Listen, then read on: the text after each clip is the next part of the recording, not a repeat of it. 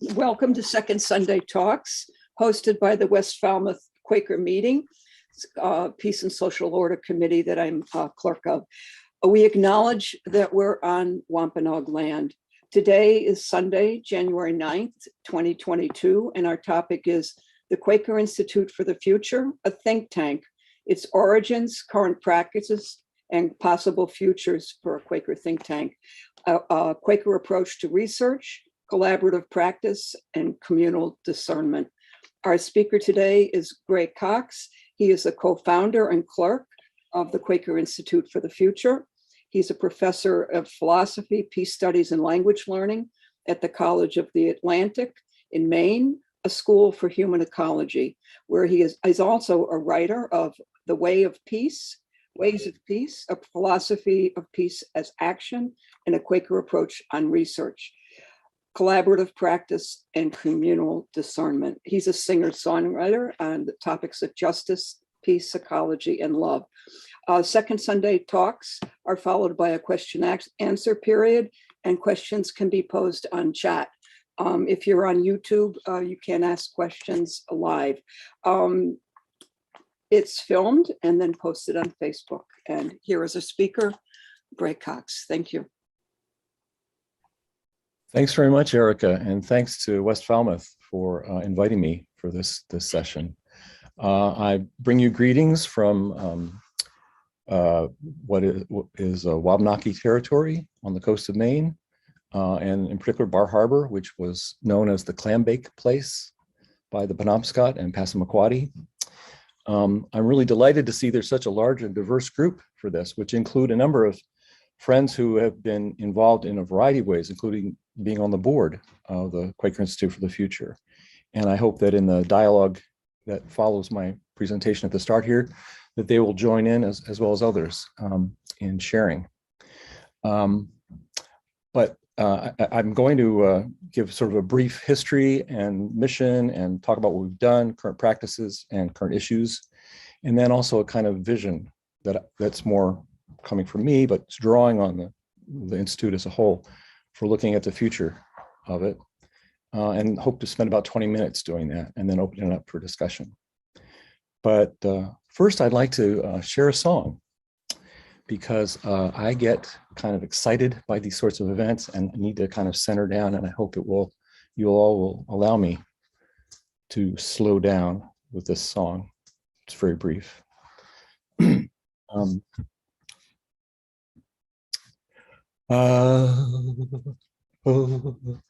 I'm gonna slow right down, yes, so I can get there sooner, yes. I'm gonna slow right down, so I can I can get there today. Yes. I'm gonna slow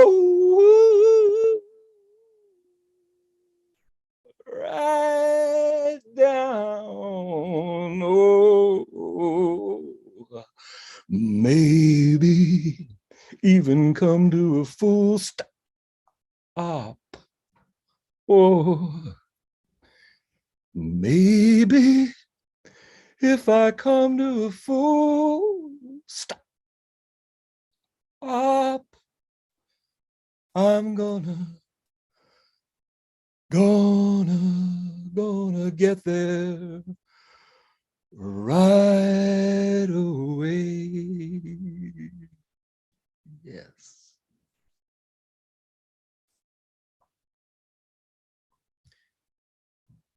With the Quaker Institute for the Future, we've been trying to get to a future and have it be present for over 15 years now. We started initially by a leading that came out of a gathering at Pendle Hill in 2003 for looking at ecology and economics. Some 40 or more friends were gathered there. Ed Dreby and Keith Helmuth did a lot to organize this, to gather people to try and think about what might be a testimony of friends on ecology and economics that might be comparable to the kind of historic testimony friends have had on the peace testimony, for example. And shortly after that gathering in that same summer, a number of us came together here in Bar Harbor, Maine, and founded the Quaker Institute for the Future, growing out of that kind of concern. It was founded also by inspiration that Keith called attention to from Kenneth Boulding, who had suggested Quakers should have some kind of a think tank.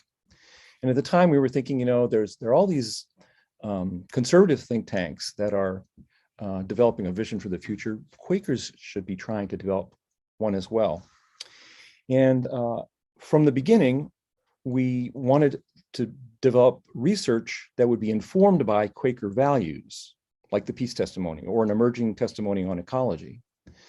But we also very quickly decided that we wanted, of course, to govern this organization using good Quaker process.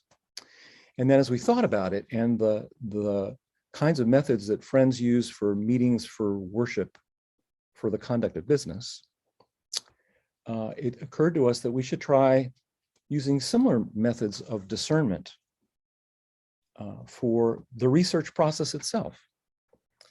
And so we began to experiment with what we refer to as meetings for worship for the conduct of research. And those experiments included sort of small clearness committee meeting style things, and then larger summer research seminars, for example, which we began holding first in Bar Harbor here. And the first one was actually a month long. And since then, we've had shorter ones, which now are typically 1 week long each summer.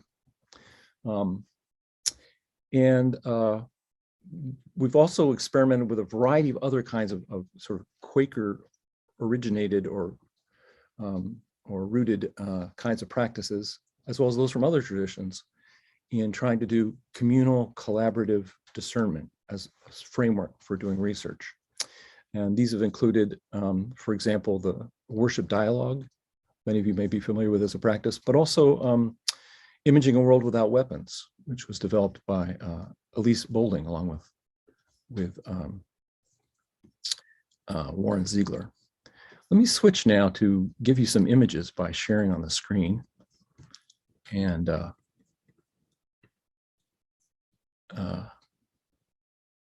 the first images here are of a summer research seminar. And on the left, you see people gathering in worship, which is a typical feature of these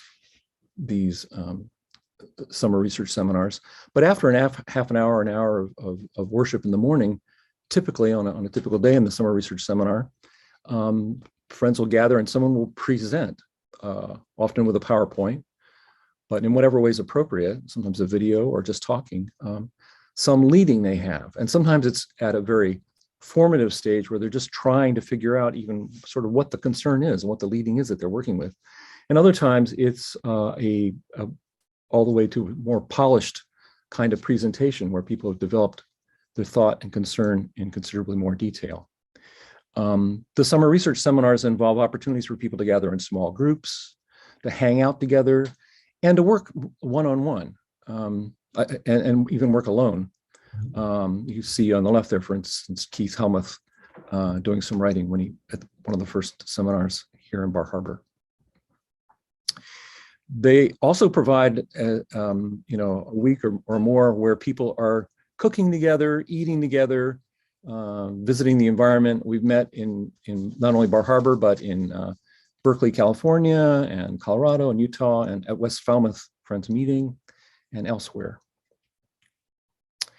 And more recently, we've been meeting on Zoom for the last couple of years. And that has actually become increasingly successful and has enabled friends from different parts of the country, and in fact, the world, to gather in as part of the week-long project. And it's something we continue to experiment with, seeing Zoom not just as a sort of a short stop when we can't meet together, but actually an opportunity that may be really important in the future.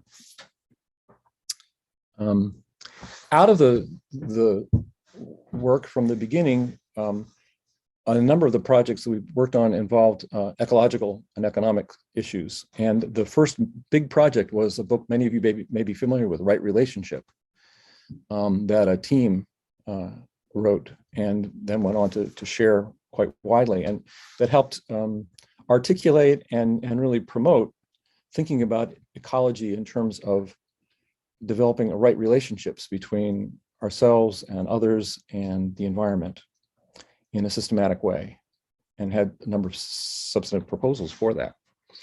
And then in the course of working through on these summer research seminars, we found that often, a team would form of 3, 4, 5, sometimes a few more people to work on some specific kind of issue. So one group, for example, was interested in climate and food and violence. And out of this grew a focus book, as we refer to it, that they wrote over a period of a year or two as a group. And these circles of discernment provide kind of workshop formats for team writing that are really rather different from the kinds of competitive, turf-centered, territorial writing that often happens in academia. And some of them are about more theoretical or philosophical issues. The one on how on Earth do we live now actually grew out of a concern about ways of thinking about nature, and to what extent we as friends should think about it as sort of an economic resource that should be managed by looking at externalities, versus thinking of it in rather different terms, not as natural capital, but as sort of a commons as part of a deep ecology. And friends disagreed about that, and the circle of discernment was an opportunity to sort of work through that, to discern as a group. Other more theoretical works have looked at sometimes issues in finance or how social change happens. But we've also had some that were focused more towards practical questions about how to deal with things in the world, like strategies and tactics that come out of the transition movement, with transition towns, and then also energy choices. What kind of car should I be driving? How should I be heating my house? And so these kinds of books often function as really useful for people who are working, who want to have discussion groups, second hour groups in their monthly meetings, for example. And then we also have one book that sort of looked at the process of communal discernment, this meeting for worship for the conduct of research in all the different forms it can take, as a method. So it's sort of a methodological book, and that tried to connect it in some ways to other traditions, other faith traditions, and other kinds of research traditions.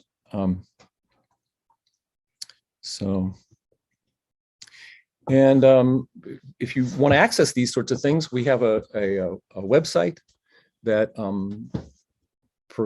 provides access to the focus book series and information about the summer research seminars and the circles of discernment, as well as other things that are going on with friends. There's a clerk's post that's being offered now at episodic levels, and the website now includes a video channel that at the moment includes, for instance, recordings of some of the talks and sessions for the summer research seminar this last August. Okay, let me pause the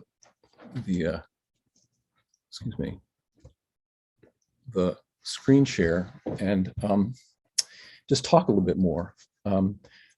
In terms of current issues, friends are in the Quaker Institute for the Future looking at issues like climate change, financial systems, decolonization, ecological law, anti-racism. We've got a circle of discernment currently trying to work on bridging polarities between different political views. And also one that we're working on artificial intelligence. And I'll say just a little bit more about that in a moment. But I want to note that we've been experimenting with other kinds of workshop formats, including sort of short weekend sessions, and with what we might refer to as sort of a slow Zoom approach, right? To actually use Zoom. And in something like the way that the slow food movement talks about having mindful digestion of our food by thinking about who made it, where the nutrients come from, and so on, practicing mindfulness in eating, part of our thought is to be practicing mindfulness in Zooming as a way of sort of expanding Quaker experience and practice in sharing discernment in ways that can allow us to work across cultures and across continents. And we also want to be working more towards outreach to other communities. We had a workshop that involved someone from Mexico and someone else from India as part of the leadership. And we've started an initiative to work with recruiting more young friends as scholar activists. And we started a stipend kind of for providing release time to work on projects this last summer and hope to be expanding that in the future. We also are looking forward to developing a kind of online gallery that will provide opportunities for people who are sharing visual arts and music and other forms besides text-centered kinds of expression for communal discernment. And we hope to collaborate more with monthly meetings like West Falmouth and others to encourage them to nurture and take part in the circles of discernment, maybe take one on as a community, to encourage the use of books in second hour discussions, which for Acadia Friends meeting has used the Climate, Food, and Violence book recently to lead to a series of very valuable discussions in a second hour. To encourage meetings to consider supporting young friends in scholarship and activist research, because there's such an upwelling of talent and concern and substantive leadings that are coming from young people today. And to take part in the summer research seminar and use all these resources for working for personal change and change at every level up to the global. And perhaps even to become directly involved in the Quaker Institute for the Future. And in that context, I want to just say a little bit about a vision for the future of QIF, okay? This, I should note, is sort of this is not the official doctrine, even though I'm the clerk. This is something that I'm offering as, putting on the table for people to be thinking about. Originally, when we first started, I think that the sort of dream vision was to have a campus somewhere, like traditional think tanks. But I think now the idea of having something that can be virtual and be extended throughout the world in lots of creative ways through Zoom and so on is more and more important, though personal meetings are really essential to help fuel that and to hold tight to the experience of worship-centered work. But I just this weekend read a piece by Diane Randall in the FCNL newsletter, in which she talked about her strategy for the last 10 years with FCNL developing it. And she used 3 words that really struck me. She said that friends are called now in this world to be bold and strategic and relentless. I found that really spoke to me, that in looking to the future, QIF, we should not just be thinking of ourselves as one small group that's lighting a few candles in summer research seminars here and there, once a year or something, right?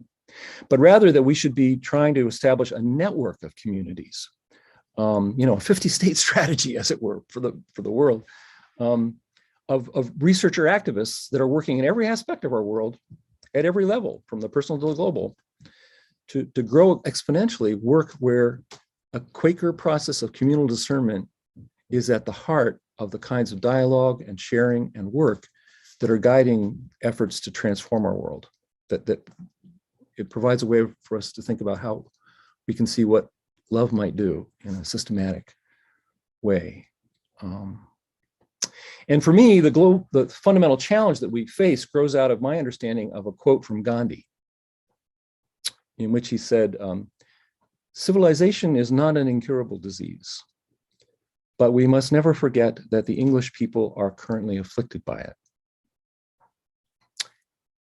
I think of our civilization as one that is an affliction in an important sense. It continues to make constant, enormous advances towards creating a series of catastrophes, of existential threats.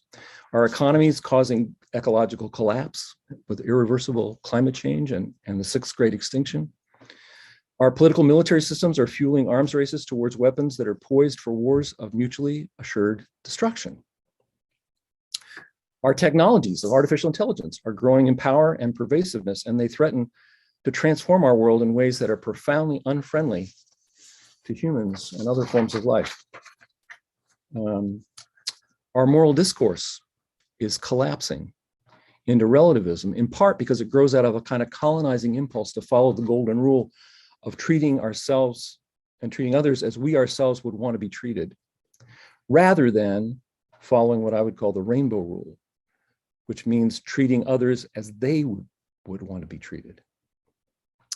And as I see it, I'm almost finished here, the core problem at the root of all these is epitomized by the problems that are associated with artificial intelligence. The dominant advocates of AI see it as a way to create what they call a smarter planet through ever more efficient systems of logical calculations. But what we need is not a smarter planet based on logical calculations. What we need is a wiser Earth that's based on loving, nonviolent dialogue. And our challenge as the Quaker Institute for the Future is to envision and help translate into practice a civilization that's based on dialogical reasoning and love, to really see what love can do. And for that, we're going to require ourselves to be bold and strategic and relentless. And we will need to recruit leaders and participants like Diane Randall and like some of the young friends, Shia Imai Doyle and Rose Boone Davis, that took part in our summer research summer last summer. I've got a video clip of Rose I might share later, but maybe at this point, I'd like to pause and open it up for questions and discussion. Is that okay? And Erica, if you could be watching the chat and also the screen and help cue me in so that if I'm missing people to call on and so on, that would be really helpful. Okay. One of the questions is, please define communal discernment, expand upon it, and give historic examples. Okay. So in the Quaker tradition, when I use the term communal discernment, I'm talking about the kind of Quaker process in which people make decisions, whether it's about deciding what to believe or what to do, through a process that begins in worship out of the silence, and which aims to be guided not by one individual or by majority rule, but by that of God that's in all of us, that is to be guided by leadings from the light. So it's a process of discerning truth that is fundamentally about listening to others, about dialogue, about a creative negotiation, shared problem solving, conflict transformation. And there are lots of different forms that communal discernment in that sense can take. Quakers have experimented with a variety, but I just note that there are indigenous communities all over the world that have different systems for practice, the practice of tribal councils or other kinds of sharing that focus on trying to provide every voice an opportunity to enter in and speak, and to help deepen the listening of everyone involved. And the practices can include things that have to do with the way people sit, or the way they take turns, or the way they prepare through ceremony, the way they exercise mindfulness, and so on. And these kinds of practices have been developed not only in indigenous communities and spiritually centered traditions, like Buddhists and for that matter, Jesuits in their early years, but also in a lot of activist groups. So people often will talk about sort of consensus-based decision-making and learning in those contexts where they are less comfortable talking about the spirit-led character of it. But they're using a lot of methods often that, you know, can be really helpful. So those of you that are familiar, for example, with a book like Getting to Yes, as a little handbook on conflict resolution, would find some of the methods in it, you know, like listening to people's interests rather than just the positions that they argue for, or multiplying your options and trying to see how way can open by looking for more ways. Those kinds of methods can be all part of what, in the larger, broader sense, I would mean by communal discernment. And I think that probably those of you that have worked with in monthly meetings, laboring over a particular concern, or have looked at the ways in which FCNL, or for that matter, AFC and some of its forms and so on, have worked on things, can readily bring to mind examples of documents, minutes, proposals, actions that were all the result of communal discernment in the sense in which I'm talking about it. Hope that, does that help? Some more questions. Are artificial intelligence and love for our Earth and each other mutually exclusive? Can AI serve as anticipatory data set that promotes automation such that humans can focus on discerning truth? That's a great question. And that's one we're working on in this current book on artificial intelligence. My own view is that there are two models of what AI might be that actually were first presented by Alan Turing in the 1950s. And one model that has been dominant up until recently thinks of artificial intelligence as getting machines to do a kind of reasoning that relies on formal logic and is algorithmic, and basically involves taking input data or premises or axioms and using the algorithmic rules to provide output, right, of conclusions, right? And that kind of linear process takes its data and its premises as a given. It provides sort of one picture on the world or one side of things, right? And that side, in that sense, it's a kind of one-sided kind of reasoning, or we could also call it a kind of monological kind of reasoning. It's the kind of reasoning that one computer or one person can do, given their inputs and their output. I think that love involves dialogue in a very fundamental way, right?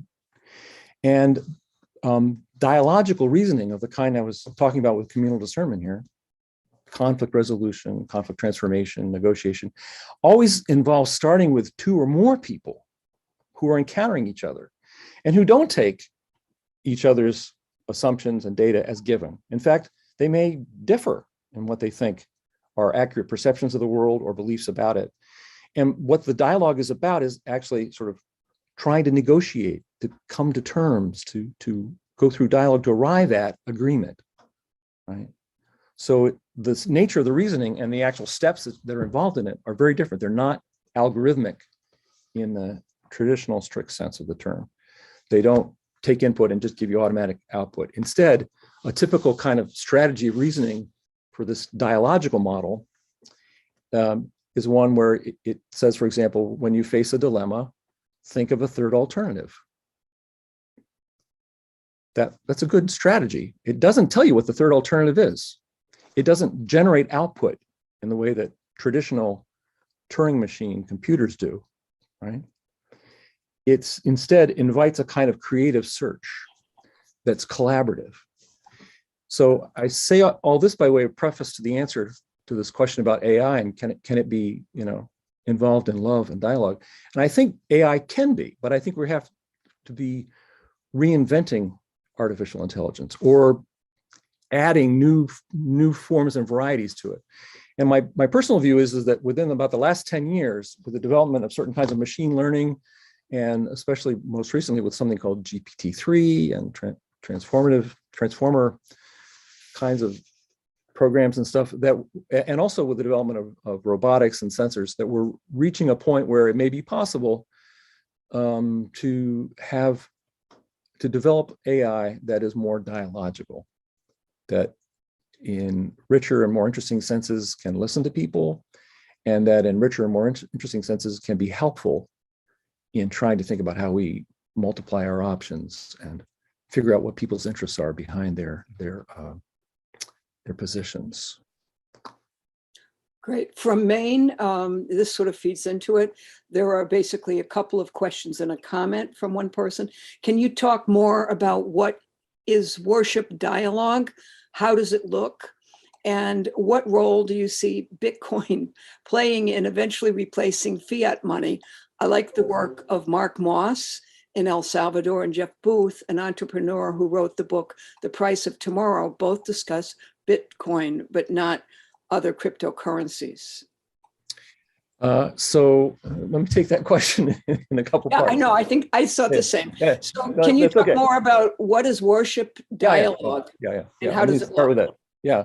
So in mentioning that here in this context, what I had in mind was there's a practice that I first encountered it at FGC, but people might run into other places, of sort of doing a kind of sharing out of the silence, but that has just a little bit more of a format than traditional meeting for worship, in that you might start with one person and go around the circle, each person taking a turn. They can pass if they want.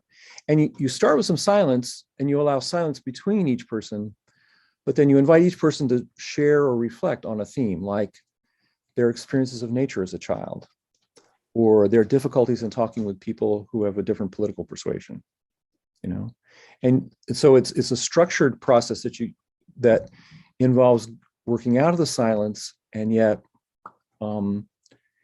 it sometimes can be a little more shallow, but also more accessible for people to do sharing.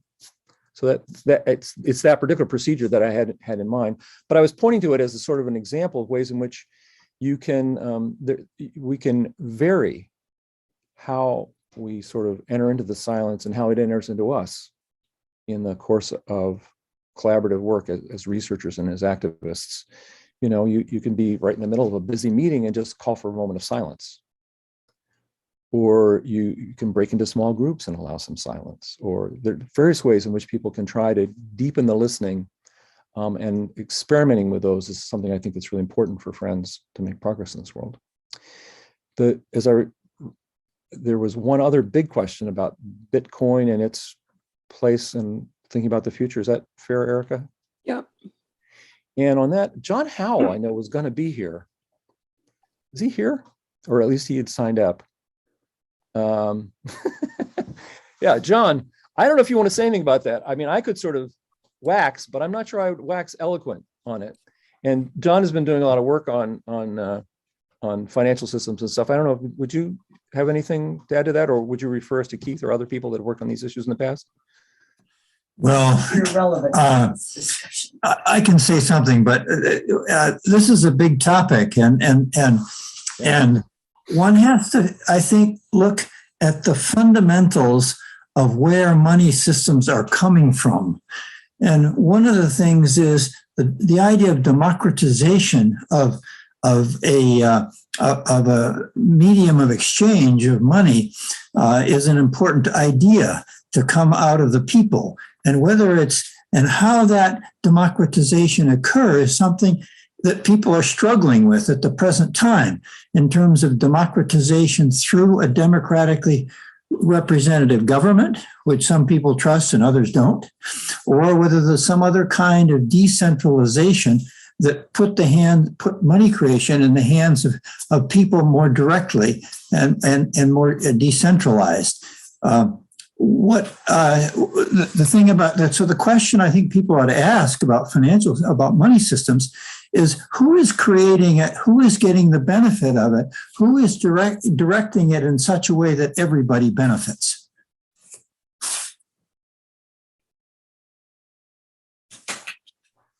Good, thanks. Maybe we can, the friend who's raising that question, I would strongly encourage you to contact John, also me, and I can refer you to other folks, but Keith and other folks in the meeting who, excuse me, on the board that have been interested in this issue and actually been prepared an epistle on it to sort of lobby Kamala Harris.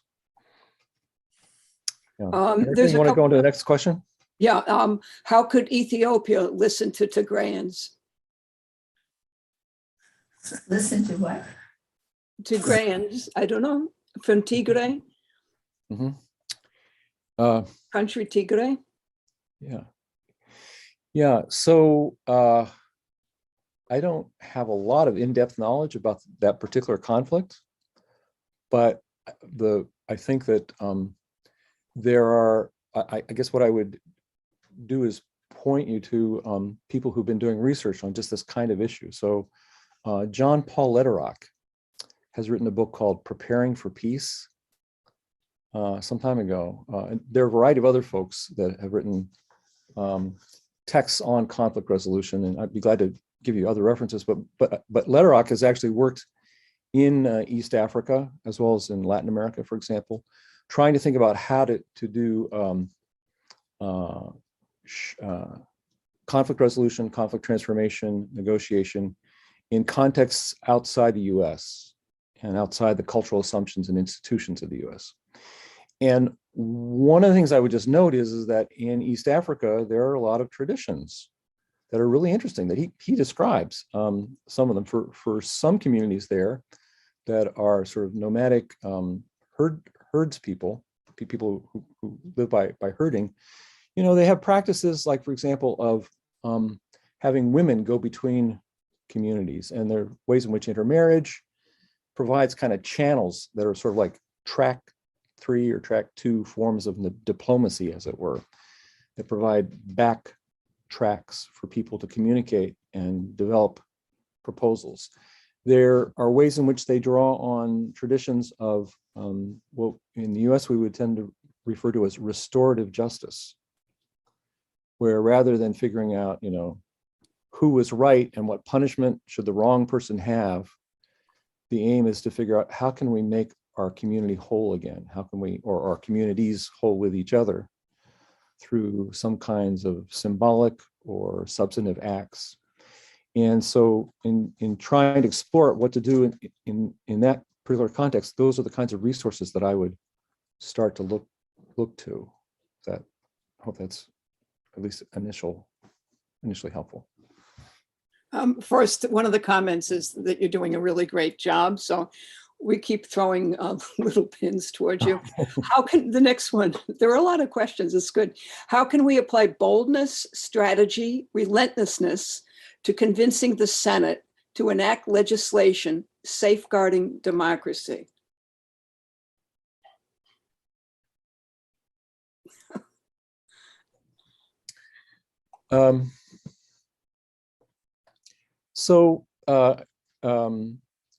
With regard to that, I think I would, this is a good point at which maybe to make a note that the Quaker Institute for the Future is an organization where we thought of it really as having a certain kind of place and function in the larger kind of ecosystem of Quaker organizations, of the alphabet soup of Quaker organizations. And we have at various points developed ideas and proposals that reached the stage where we actually wanted to encourage people to be lobbying on them. But as an organization, we're not a lobbying organization. We're a research organization, an organization that's trying to support research and activist work. Some of our research has been designed to be directly relevant to FCNL's work, and we've actually shared a lot of copies of some of our books with people in FCNL and tried to have dialogue there. But I think for this specific question about what to do with the Senate currently on voting rights, that I would say let's look to FCNL folks there and what seems to be their best wisdom about it at this point. That would be the first step I would take. I wouldn't try to answer that personally, even though I have some personal speculations, but I think that's what I would do. I would ask, well, what are they suggesting? How do we let the voice and call to action of God prevail in times when it goes against the grain of the collective society, which tends to like the status quo? Hmm.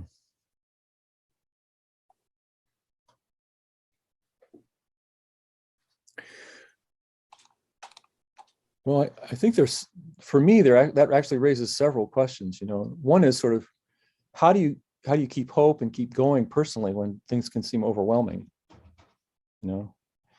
And with that, I think it's important to stay healthy, attend to your health, to have some kind of spiritual discipline practice that you're engaged in, that can replenish your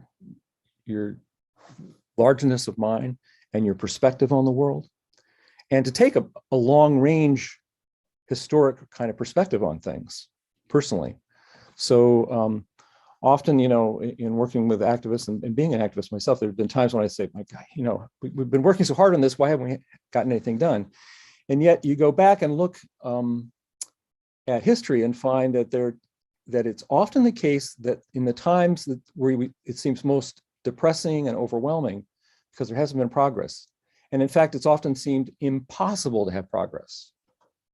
Those are the times when something dramatic happens. So for example, in 1988, doing Imaging a World Without Weapons workshops, I talked with one activist after another who would have these lovely ideas of how we might end the Cold War, but they all would end up by saying at the end of the workshop, yeah, but not in my lifetime. And then a year later, the Berlin Wall fell, right? Or in Maine here and throughout the country, I mean, there was a long time in which getting marriage equality seemed impossible. And it seemed impossible precisely until the point in which it started to seem inevitable. Just as the fall of the Berlin Wall seemed impossible until the point when it started to seem inevitable. So, having a larger historical perspective that takes that into account can be really important. I think also that it's really important to find an affinity group to work through your meeting, your Peace and Social Justice Committee, or just a small group of friends, maybe even just one person, but some group that's where you sort of share the struggles and what you're doing and regularly check in. We need support groups to do this kind of stuff. That's in part what the Quaker Institute for the Future is sort of designed to try and do, is provide support groups for certain kinds of activity that focuses on research ends of activism.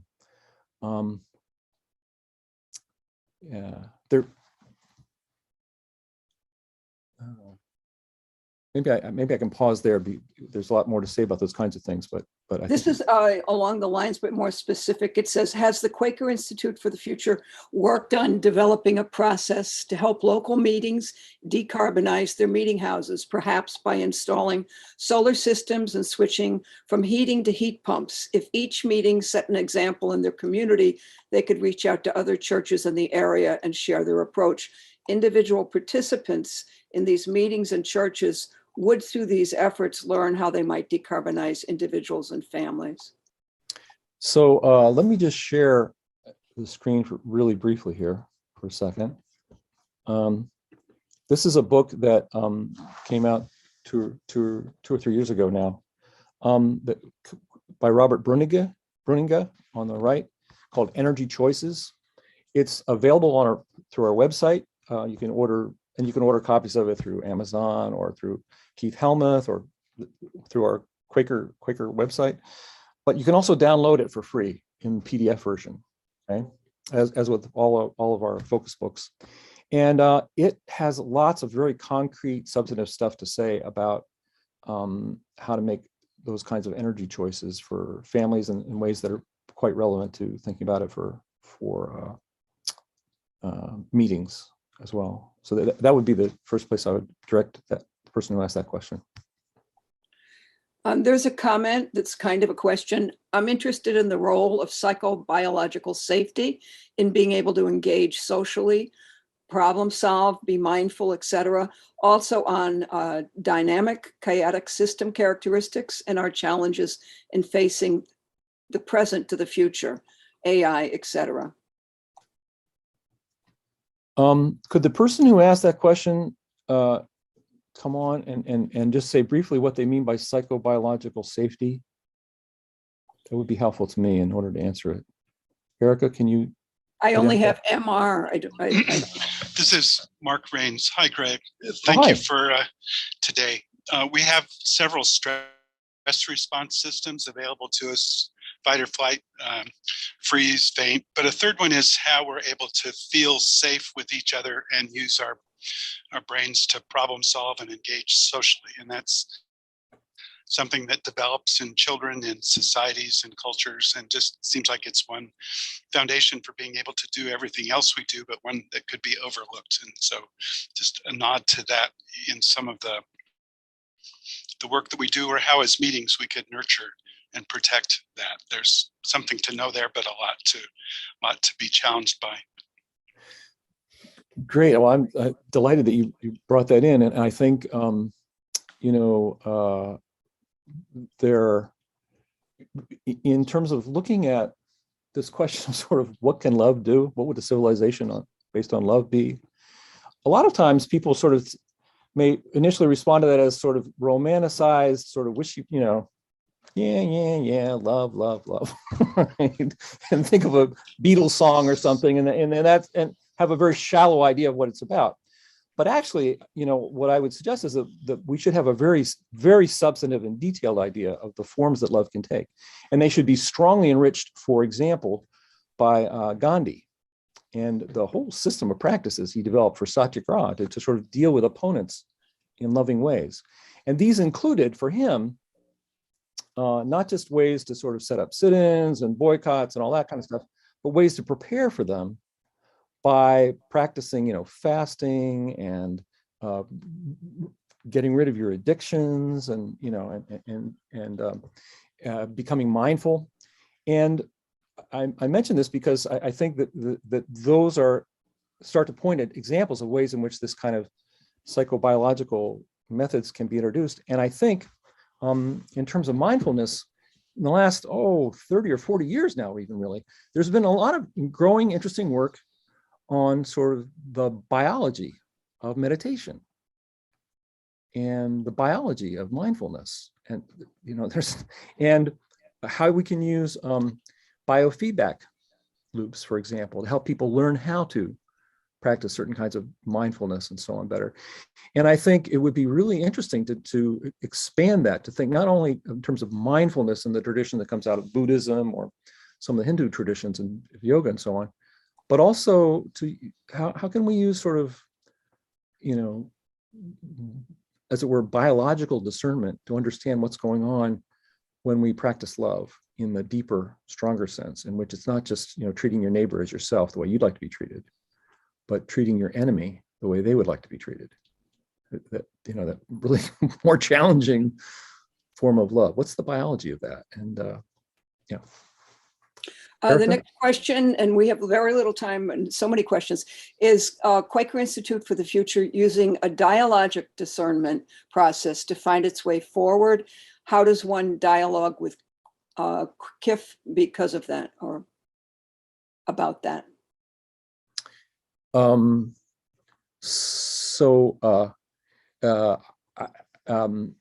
put my own email in the chat here.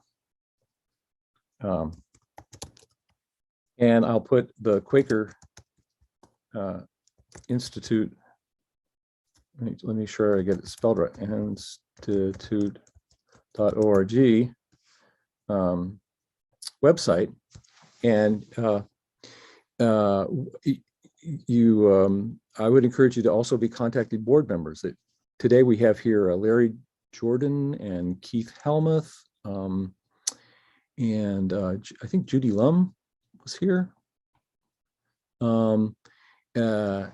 But to contact any of us. And then I think, depending on the kinds of thoughts someone has, it might be very appropriate for them to take part in the summer research seminar coming up this August, and to offer proposals or just be involved in dialogue in that context. I'm hoping that we are going to have more forums and workshops that will grow out of interest like the kind you see here today, so that we don't just have, a summer research seminar once a year, but that we have multiple forums like that. And so if you have concerns or ideas or thoughts about it, I hope you would contact me and others on the board to suggest those as possibilities for other kinds of meetings and dialogues and forums that might, for example, be about how to support QUIF kinds of activities at the historically Quaker colleges, for instance, or how to more strongly support monthly meetings in using the focus books, or how to do a collaborative research project through a circle of discernment on some topic of interest to you in your local community or at the national level. Okay. I'll bundle most of the things in the chat are now commentary, which are really interesting to read, but I'll bundle two questions together. And one is how about conflict prevention? Focus on futures is another one. And then how can we convince people the simple life is important to a better future? So for conflict prevention, it's actually a really rich body of research now that's been done. We haven't done much of it at QUIF, but there's a lot out there that folks have been doing through UN-related research groups and others. And if you write me, I can send out some bibliography for things that I use in a course I teach on peacemaking. But what was the last question, Erica? It was the only one that was structurally a question. How can we convince people the simple life is important to a better future? Yeah. So, that's a really good question. I think one of the things I would note is that people often have moments in their life where they make transitions. They get divorced, they're a couple and their kids move away, and they suddenly have a house that's partly empty, and they have to decide, do they downsize? Do they rent out rooms? Do they just keep living in a house with a lot of empty space? They retire, and those transition points are ones where I think people often reconsider the way they're framing their life, the way they're spending their money, and the way they're allowing complexities to come into their life, right?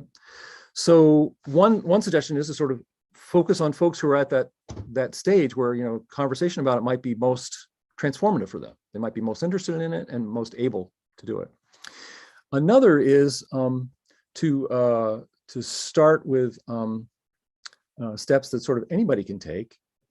And this is something I've written some stuff about.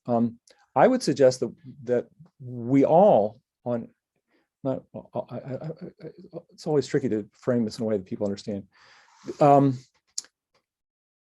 Most Americans are doing quite well given the international level of income, right?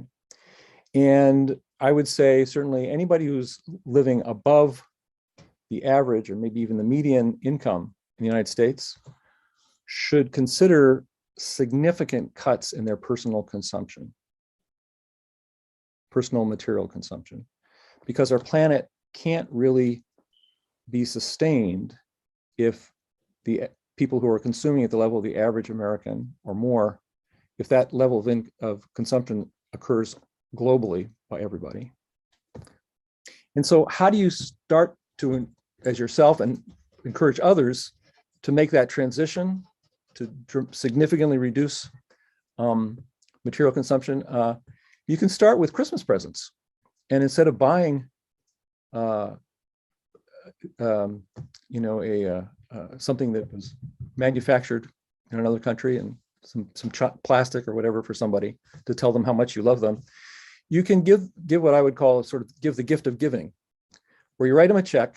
The check is blank as to who's going to receive it, and you encourage them, if they need the money, they can use it for themselves, but you encourage them to think if there's some organization that's working for either solidarity with people who really need more income, or working on responsible investment of some kind, socially, environmentally responsible, or political change, getting some different people elected, getting different institutions in place. Encourage the receiver of the gift to consider picking some organization like that and giving the money to them, right? And that can be a way to sort of start a process of successively shifting your personal income. First, you're just shifting it to somebody else in terms of how it gets spent, but you're inviting them in a way that could grow exponentially, because they might start doing the same thing and invite others to move from personal material consumption to social change for solidarity or responsible investment or political action. So that's a kind of basic strategy, and there are a variety of others. But the other point I would just note is that a lot of studies have indicated that it's not enough to get people to believe that it's the right thing. You have to find ways to concretely nudge them. The classic example of this is people may believe that it's better to eat more vegetables, but they go through the cafeteria line and they still eat the macaroni and cheese or the pizza or whatever, until somebody puts the apples and the oranges and the bananas at the front of the line. So when you go to eat, the first thing you see, the first possibility to put on your plate is that apple, that orange, that banana, right? And that nudges you to think, oh yeah, maybe I should do this. And it's just easier to do. And I think in terms of living more simply, we got to find ways to nudge ourselves and others in a kind of constant process. And I actually think AI can be very helpful in that. There don't seem to be any other questions, and it's 1 minute before 1. So unless there's more questions, I'd like to thank you very much. Wonderful speaker, and please do contact Greg Cox if you'd like to speak or have any questions for books, which he can recommend that for the research institute known as Quaker Institute for the Future. And I've enjoyed participating, and I hope that other people will consider participating in the future. Thank you again. Stay well. Thank you all very much. Thanks. Thank you, Greg, for coming. Thank you so much.